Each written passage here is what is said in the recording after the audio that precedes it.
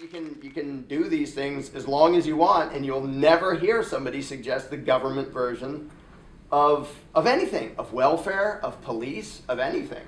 And I'll throw in an example. One thing I brought up that you mentioned, that has to do with pollution. We were having a discussion earlier. Let's say we're on this island a little while. We have the stream, and we're building huts, and we figured out how to catch food. And somebody, to put it bluntly, is pooping in the stream. And we say, this is not okay. Let's say at first we don't even know who it is. But okay, that's not something I want in my water. And we say, this is our water. We have to do something about it. Now, in the real world, which is actually the fake world, out here, the solution is have government make poop not be in my stream. And so we want laws against pollution and this and that and the other thing. I don't want to have to deal with it. I don't want to have to even think about what should be done. I just want to go to authority and have them do it. And that is definitely the easier way. That's why people want authority, so they don't have to deal with things. But in the island, there is no 911. So what do? Well, the first thing is you try to figure out who did it.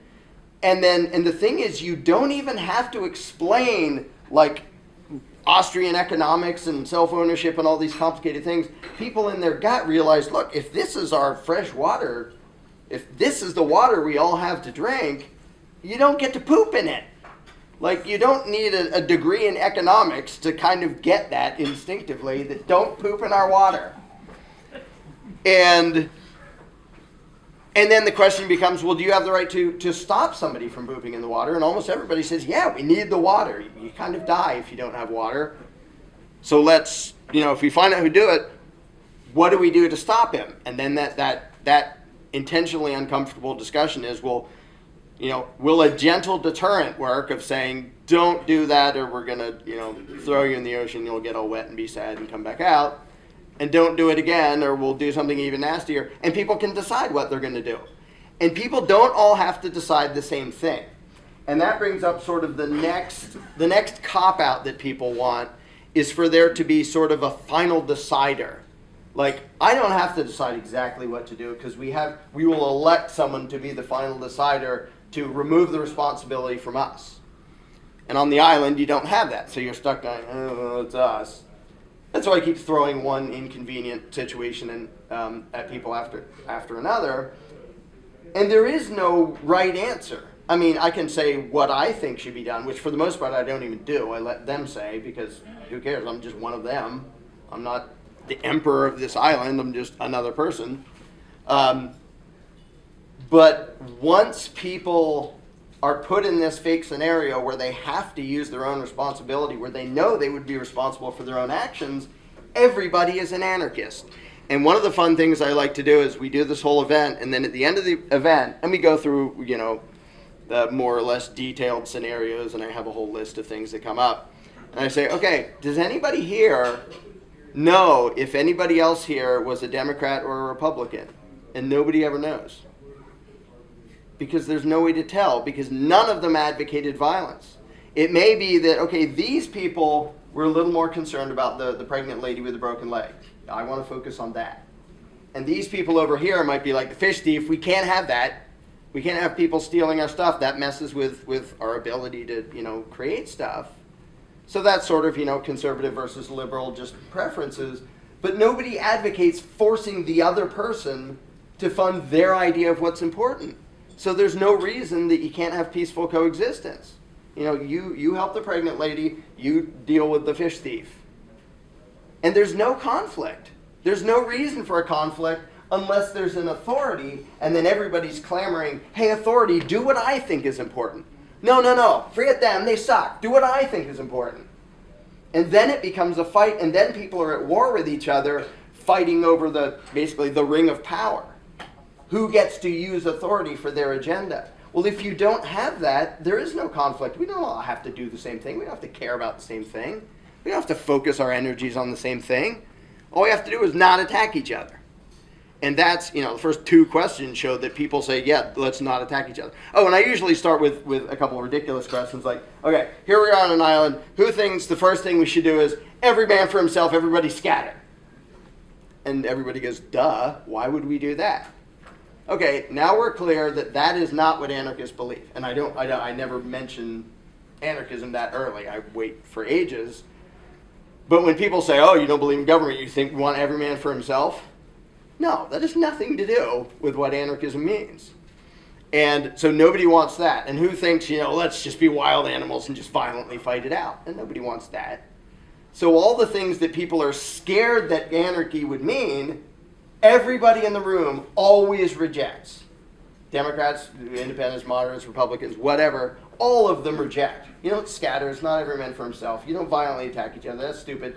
You cooperate, and you can have a couple people cooperate. One person might go build his own hut, 3 people might build a little club, you can do it all sorts of ways, as long as it's voluntary, and you can have all manner of organization. As long as it's voluntary cooperation, everybody's fine with it.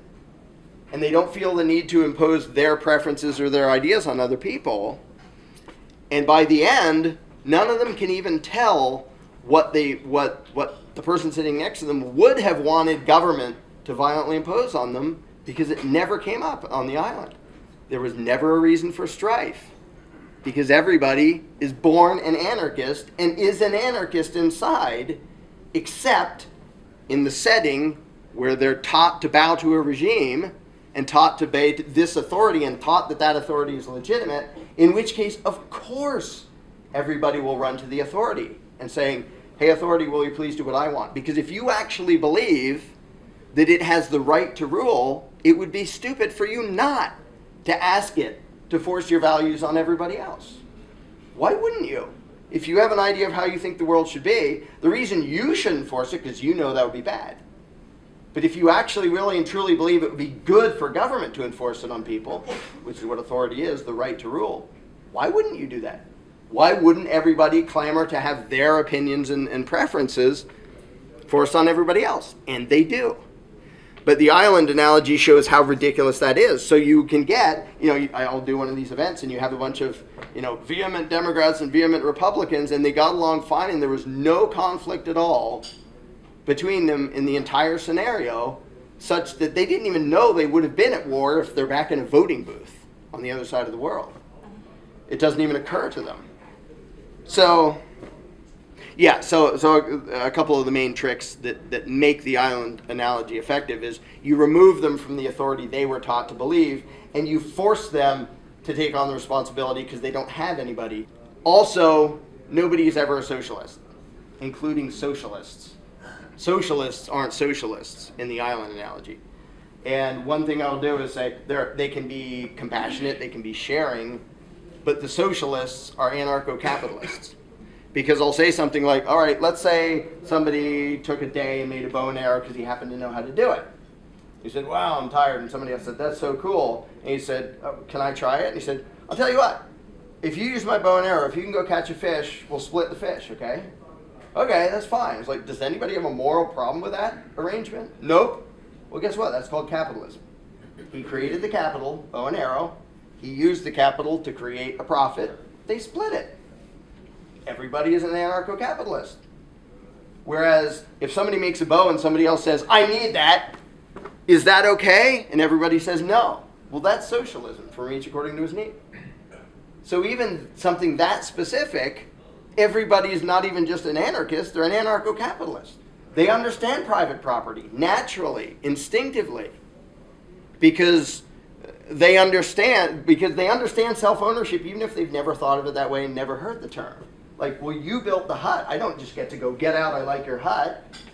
Everybody recognizes that as immoral aggression in a normal, basic setting like that.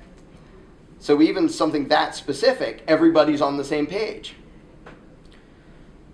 And the last thing I'll say before we do free-for-all and questions, and discussion can just go wherever it wants. It doesn't even have to stay on this topic. So many statists and anarchists and all sorts of people at all sorts of levels of understanding and thinking about new things say, but if we don't have government, how will... And by the time they get to that point, I know the problem has nothing to do with the rest of their sentence. Because why would they ask me how something's going to happen if there isn't a ruling class? It's because they're stuck in the mindset that says there has to be a centralized plan. And of course, on the island, there's no centralized plan, there's no centralized anything, there's a bunch of individuals.